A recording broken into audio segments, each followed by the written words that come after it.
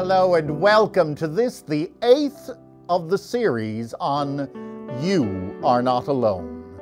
This is EmblemHealth Care for the Family Caregiver initiative, doing this series for you and for me. I'm Greg Johnson. I'm the creator and director of EmblemHealth's Care for the Family Caregiver program. For over a decade, it's been my privilege to lead our team and to serve our membership, our employees, and the community at large. EmblemHealth recognized long ago that the family caregiver, often the silent patient, was without question the key to the healthful recovery, to the healthful transition, to the life experience of all. And therefore they have brought enormous attention and awareness. They have provided a platform for many of us. Our journey has been an exciting one. It began actually with a play, because it was easier to talk about those dysfunctional people on stage than perfect us. And so we created a play entitled Caring for Me, Caring for You. And very shortly, that play is going to be available for you by way of a CD. And when you receive your copy, you will also receive a copy of this, the playbill, Caring for Me, Caring for You, a theatrical exploration of the challenges in family caregiving.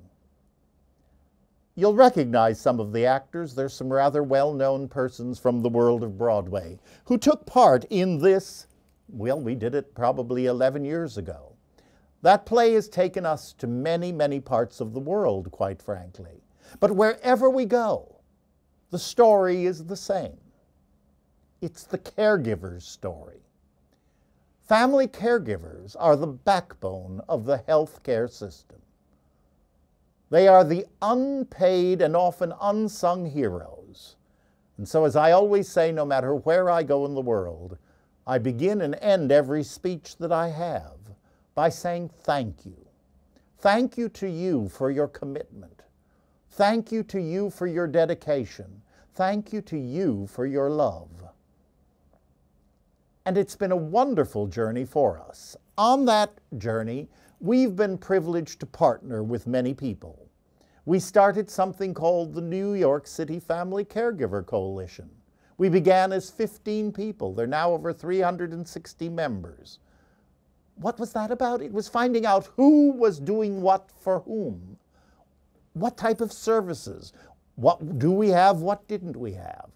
And together, we've been able to help one another, because it's very important when people come to me. I don't claim to know all the answers by any means. But if they come to me and I suddenly realize they need that person, they need this person, because I belong to this EmblemHealth supported umbrella organization, I now have someone I can call, not in a directory, but because I know them personally. That's very important, because we're trying to do that for all of us so that we can help one another. And you know, any question you ever have, even if we can't answer it immediately, and that's nothing wrong with that. I'm a New Yorker who can say I don't know, but I'll find you the answer. We learn from that, and that's what it's about. Just as you say, I don't know what I'm doing with this, or I'm not sure how to fill out this, or what do I do here? That's what it's all about, and it was the reason that after we did the play, one of the first things we did, and we've talked about this, is we produced this booklet for the 2005 White House Conference on Aging, and then we reissued it in 2010 because so much had happened. It's entitled Care for the Family Caregiver, A Place to Start. To date, EmblemHealth has given away 200,000 copies in English. We have it now available in Spanish, and within weeks, we are going to have the Chinese version. Talk about the international language of family caregiving.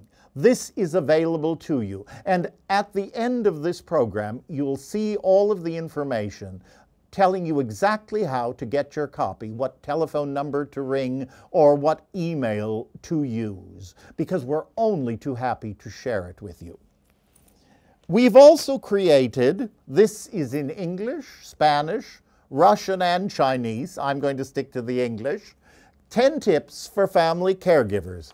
Simple little card that just reminds us that we are part of the equation.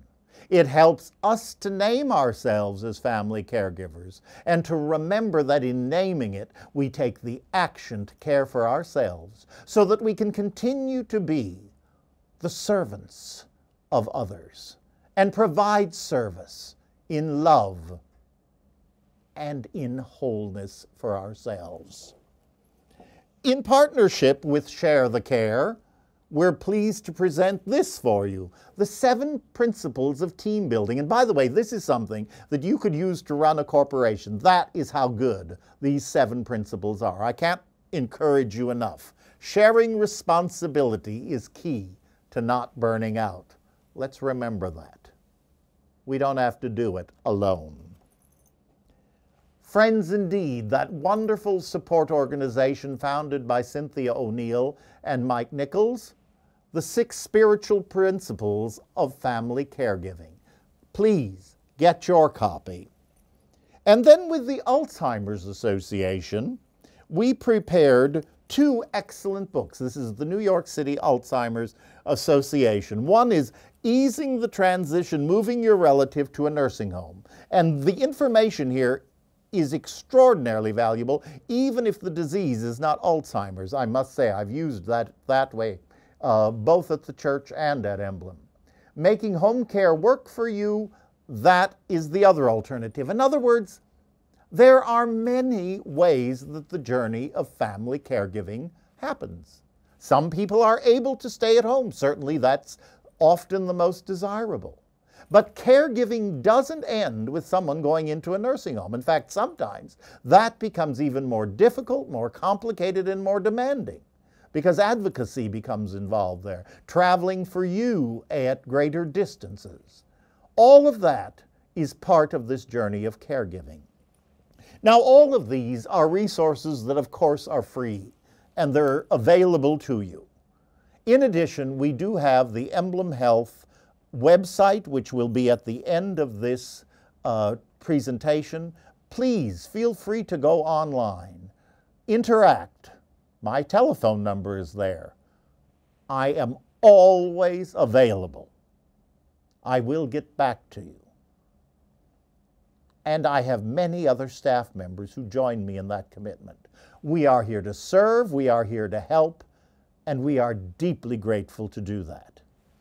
Facebook has become, I've learned more about Facebook by doing family caregiving thanks to our social media people. And I love it because we get to hear stories, we get to share. I encourage you to go on facebook.com/care for the family caregiver, and you will join a dialogue. We at now, I think, are something like 6,750 likes. That's enormous. Even I get that part. It's absolutely wonderful. And it's people like you and people like me who are clicking in and saying, oh yes, thank you, Emblem, for naming it. Thank you, Emblem, for bringing attention. I am an employee of EmblemHealth, yes.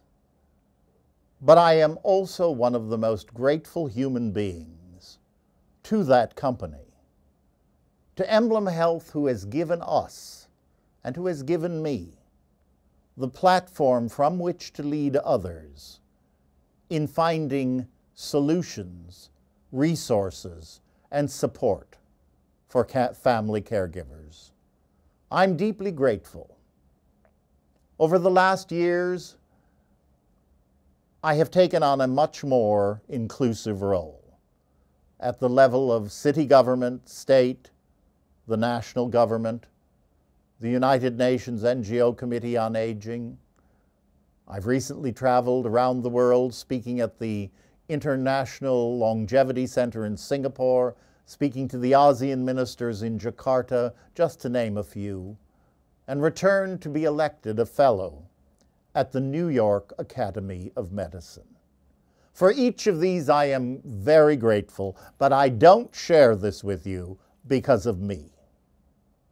No, I share it in gratitude to Emblem for having had the brilliance to see this issue over a decade ago, to have been willing to take a chance on someone like me to create an awareness, and for the platform that they have given all of us to find synergy, to find hope, to find help, to find care, to find love. This has been a powerful, powerful journey.